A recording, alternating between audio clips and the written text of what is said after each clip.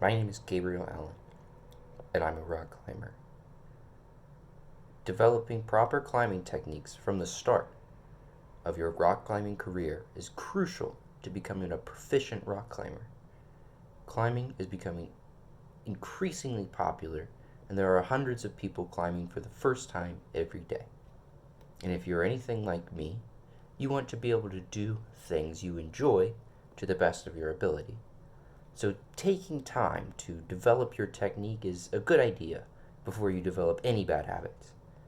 From my own experience, unlearning something is a lot harder than learning it. So, the first technique I want to teach you about is called a dead point. It is where you generate momentum towards a hold, and just before you fall, you grab the hold effortlessly if you did the dead point properly. Think of as you throw a ball into the air. Just before it starts to come down, it stops for a moment. This is the dead point of that ball. Utilizing this in climbing can make far dynamic reaches much more obtainable. Also, it puts a lot less stress on your fingers and muscles, preserving your energy and keeping you injury free so you can keep climbing. A lot of climbing is trying to know the physics of our body and use it to our advantage.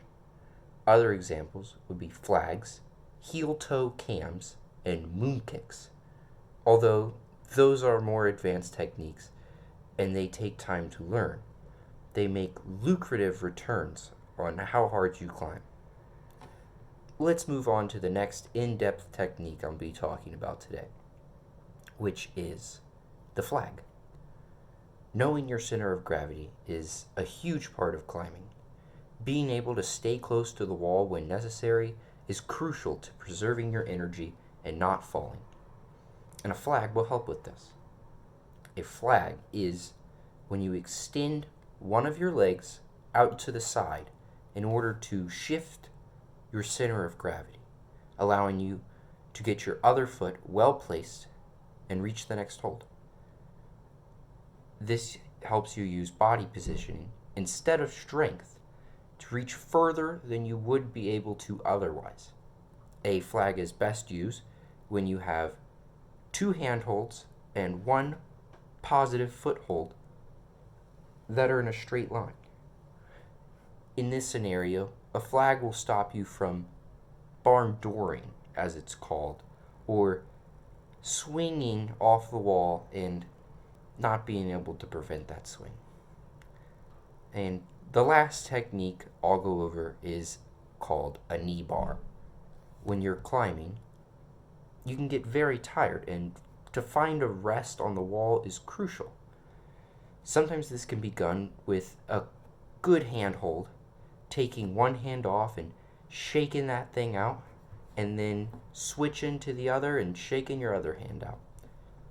But if you can find a knee bar, you can take both hands off the rock at the same time and get just a huge rest.